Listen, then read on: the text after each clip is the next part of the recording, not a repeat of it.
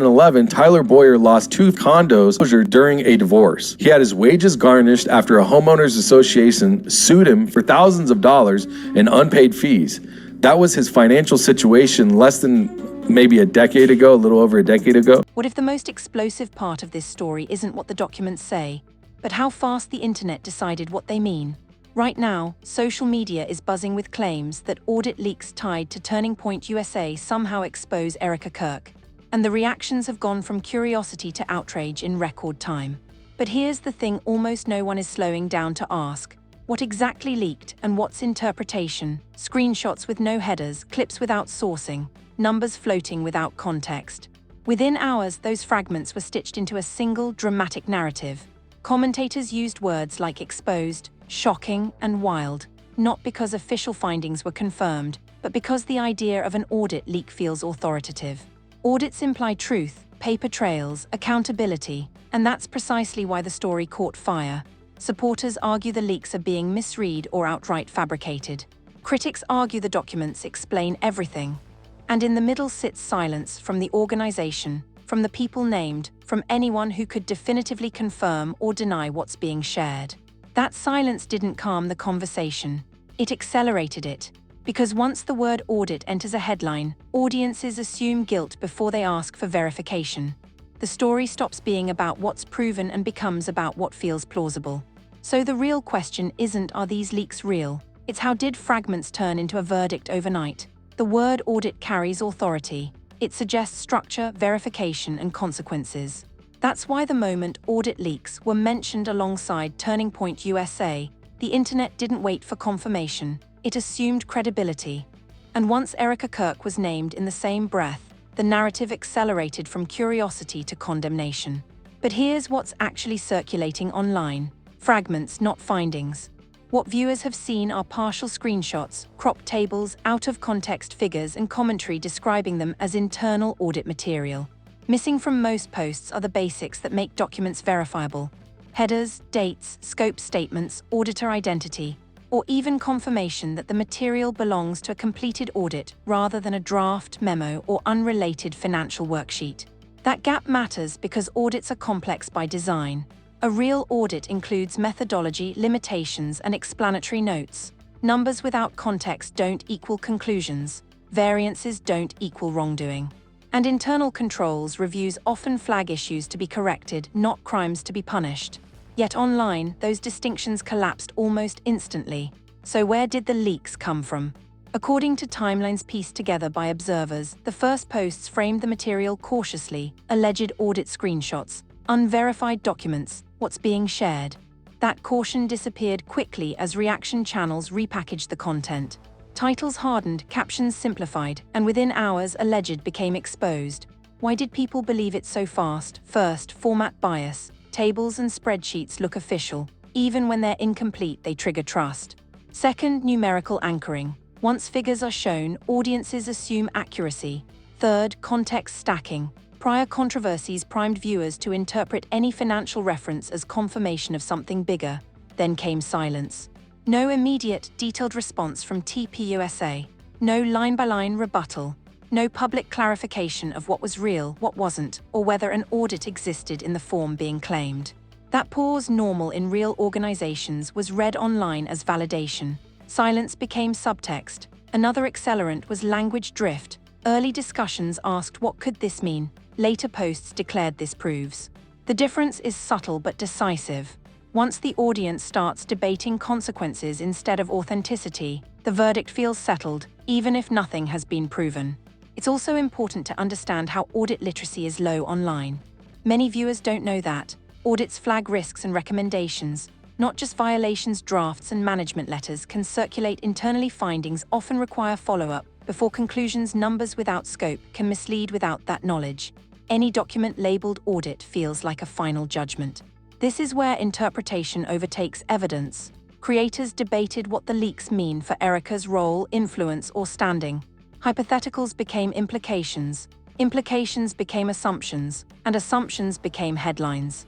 At no point did the process require confirmation that the documents were authentic, complete, or even relevant to the claims being made. Why does this matter? Because once a person is exposed by paperwork, real or alleged reputational damage happens instantly. Corrections arrive later, if at all. And partial documents are especially dangerous because they're just credible enough to convince, and just incomplete enough to be misread. This part of the story isn't about deciding truth. It's about understanding how authority can be simulated. A spreadsheet doesn't need to be real to feel real. An audit doesn't need to be complete to be persuasive. And once the internet accepts that something looks official, skepticism drops. In the next part, we'll examine how audit language gets weaponized, why numbers without scope become moral verdicts, and how leaks turn into conclusions before anyone verifies a source. Once numbers enter a controversy, the tone changes immediately. Numbers feel objective, neutral, final. That's why the moment screenshots labeled as audit data began circulating alongside the name Erika Kirk, many viewers stopped asking what is this, and started asking how bad is it. That shift is critical. In reality, numbers don't speak on their own, they require framing. In audits, context is everything. A figure can represent a variance, a projected adjustment, a timing issue, a classification difference, or a simple bookkeeping correction. Without scope, methodology, and explanation, a number is just a symbol. Online, however, symbols become accusations. Here's how that transformation happens. First comes numerical anchoring. When audiences see a dollar amount, their brains lock onto it. The figure becomes the headline, even if it's not the conclusion. A large number feels scandalous by default. Few people ask whether the number reflects total revenue, expense allocation, internal transfer, or flagged risk. The size alone does the work. Second is terminology intimidation. Words like irregularity, finding, flagged, or discrepancy sound incriminating, but in audit language they're often neutral. They signal areas for review, not guilt. Online commentary strips that neutrality away and replaces it with moral judgment. Third is selective extraction. Screenshots show one line, one table, one figure, not the surrounding explanation. This creates a distorted picture. Imagine reading one sentence of a report and assuming you know the conclusion. That's effectively what happens when partial audit material is shared without notes. Fourth is role conflation. Online discussions often assume that if a name appears near financial data, that person is responsible for the entire dataset. In real organizations, financial responsibility is distributed. Presence does not equal control. Title does not equal authorization. Those distinctions vanish in viral narratives. Another factor is audit illiteracy. Most people haven't read an audit report, they don't know that. Draft findings change management responses, matter context determines severity. Many issues are routine without that knowledge. Viewers interpret any flagged item as proof of wrongdoing. And once that belief sets in, it's hard to undo. This is how numbers become accusations. Creators then step in to interpret the data. They speculate about intent, motive, and consequence, often without understanding the material. Speculation gets framed as explanation. Explanation gets framed as exposure, and the audience absorbs it as truth. Another accelerant is confirmation bias. Viewers who already distrust Erika or TPUSA read the numbers as validation. Viewers who support them read the same numbers as misrepresentation. The data itself becomes secondary to identity. What's missing from most viral takes is scope. What period does the data cover? Who prepared it? Was it finalized or preliminary? What were the recommendations? Were issues corrected? Without answers to those questions, conclusions are premature. Yet online, conclusions are the currency. Why does this matter so much? Because once numbers are moralized, reputations suffer instantly. Even if later explanations emerge, the emotional imprint remains. People remember the audit exposed, not the audit draft was misinterpreted. This part of the story isn't about defending anyone. It's about recognizing how financial language gets weaponized in public discourse. Audits are meant to improve systems, not destroy people. But when stripped of context and pushed through outrage culture, they become blunt instruments. And blunt instruments don't distinguish between error and intent. In the next part, we'll examine why leaks feel more trustworthy than official statements, how anti-institutional bias fuels belief, and why the idea of hidden documents carries more weight than confirmed explanations. There's a reason the word leak instantly commands attention. It signals secrecy, risk, and truth slipping past control. So when alleged audit material connected to Turning Point USA was framed as a leak, many people trusted it more than anything the organization could have said publicly. even before verifying its authenticity. Accidental. It's psychological. Leaks feel honest because they appear unfiltered. They carry the illusion of courage, someone inside supposedly breaking rules to reveal something the public wasn't meant to see.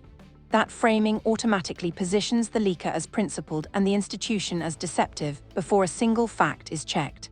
This is where anti-institutional bias takes over. In modern online culture, official statements are often assumed to be damage control. They're seen as polished, strategic, and self-serving. Leaks, by contrast, feel raw, messy, unrehearsed. Even when incomplete or misleading, they feel authentic, and authenticity often outranks accuracy in viral spaces. That dynamic played a central role in how the alleged audit material involving Erika Kirk was received.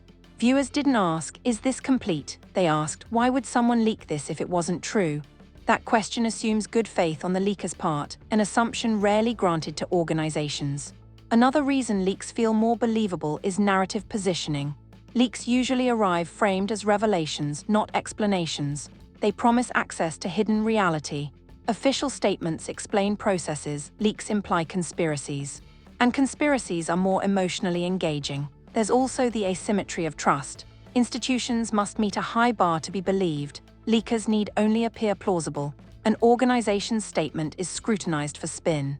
A leaked screenshot is scrutinized only if it contradicts what people already want to believe. This imbalance means that even a vague, partial document can outweigh a clear denial. Social media architecture amplifies this effect. Leaks spread as images and clips, fast, visual, and easily shareable. Official statements spread as text, slow, nuanced, and less engaging. By the time a statement is read, the leak has already set the narrative frame. And once a frame is set, everything else is interpreted through it. Another factor is moral storytelling. Leaks imply a hero and a villain. The hero risks exposure to tell the truth. The villain hides behind bureaucracy. That story is compelling even when it's inaccurate. It gives audiences a role siding with the truth-teller against power. What's often ignored is that leaks can be incomplete, outdated, misinterpreted, or even fabricated. Audits in particular produce drafts, management letters, and internal notes that look incriminating without being final. When those fragments leak or are presented as leaks, they gain meaning they were never meant to carry. This doesn't mean all leaks are false. It means leaks are persuasive regardless of truth. Once people believe a leak, official responses struggle to regain ground. Any clarification is treated as spin. Any denial is seen as confirmation of guilt. Silence becomes suspicious. Speaking by the time a story reaches this phase, the damage isn't waiting on proof, it's already happening. Once the word exposed sticks to a name, the internet treats the outcome as settled. That's exactly where the narrative landed around Erika Kirk, after alleged audit material tied to Turning Point USA began circulating. This is the stage where facts matter the least, and perception matters the most. At this point, audiences aren't asking, "Is this real?" They're asking, "What should happen next?" Consequences get debated before verification. Punishment becomes the conversation. And once punishment becomes the focus, backing up feels like weakness rather than responsibility. This is how viral verdicts work. Reputational inertia kicks in first.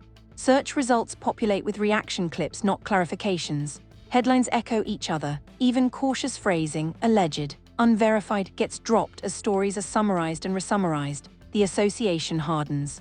Name plus audit plus exposed. From there, silence becomes a Rorschach test. If Erika doesn't speak, critics say she's hiding. If she does speak, skeptics call it spin. For organizations, the bind is worse. Respond too quickly and you amplify unverified claims. Respond too slowly and silence gets framed as confirmation. There is no winning move in a viral crisis, only damage control. Another consequence is narrative freezing. Once an audience decides what a story means, later information struggles to land. Corrections don't travel as far as accusations. Explanations don't outperform outrage. Even if context emerges, it arrives into an environment that's already emotionally invested. That investment shapes behavior. Employers hesitate, collaborators distance themselves. Opportunities quietly disappear, not because guilt was proven, but because risk feels higher than fairness. This is the invisible cost of virality. It's also where responsibility gets diffused. No single creator feels accountable for the whole narrative. Each reaction channel can say, "I was just responding." Platforms point to engagement. Audiences point to popularity. Meanwhile, the person at the center carries a label they didn't assign. What makes audit-based controversies especially sticky is the illusion of finality. Audits sound conclusive. So even when the material is partial, preliminary, or misread, people assume the process is done. They don't wait for scope responses or outcomes. The word itself signals closure even when none exists. Another layer here is identity alignment. Viewers interpret developments through political or cultural lenses. If the story confirms what they already believe about institutions, power, or accountability, they accept it quickly. If it challenges those beliefs, they dismiss it. Evidence becomes secondary to worldview. This polarization ensures the story never truly resolves. It splits instead. For those watching from the outside, the saga looks like accountability in action. For those inside it, it feels like being tried without a court. And the internet rarely revisits cases to issue acquittals. It moves on. That's why this stage is so consequential. The exposure phase doesn't end with answers, it ends with memory. What people remember isn't the nuance, it's the label. And labels linger. This part of the story isn't about deciding who's right. It's about recognizing that once a narrative reaches this velocity, truth becomes optional. The system rewards certainty, not care, speed, not verification. In the final part, we'll step back and ask the hardest question of all. Can truth still catch up once an exposure goes viral? Or does the internet move on before accountability ever arrives? By the time a story reaches its final phase online, the question is no longer what happened, it's what will be remembered. In cases like the alleged audit leaks involving Erika Kirk and Turning Point USA, memory forms faster than evidence. Virality doesn't wait for closure, it creates it. Once audiences feel they've seen enough screenshots, reactions, confident commentary, they stop searching for answers. Curiosity gives way to certainty. The story becomes a reference point, not a question. And that's when truth struggles to catch up, even if it eventually arrives. This is the internet's quiet paradox. The louder a story gets, the less room there is for correction. If clarifications come later, they rarely travel as far. They don't spark outrage, they don't feel urgent, they don't fit neatly into thumbnails or captions. And so they're ignored, minimized, or treated as damage control, regardless of their accuracy. What remains is reputational residue. Search engines don't distinguish between allegation and outcome. Clips circulate without timestamps or updates. People remember headlines, not footnotes. Even if nothing is substantiated, the association lingers. This isn't unique to one person or one organization. It's a structural issue. Platforms reward speed, creators reward certainty. Audiences reward narratives that align with their expectations. In that system, truth becomes optional, not because it doesn't matter, but because it doesn't perform. Another uncomfortable reality is that accountability is asymmetric. Those who amplify a claim face little consequence if it's wrong. Those named in it carry the cost regardless of the outcome. The internet rarely revisits stories to issue corrections with the same energy it used to accuse. Moving on feels easier than reassessing. And so many controversies don't end, they simply fade, unresolved, leaving behind a distorted public record. Does the truth ever catch up? Sometimes quietly, in documents few read, in statements few share, long after attention has moved elsewhere. By then, the damage has already shaped perception. This doesn't mean allegations should never be discussed.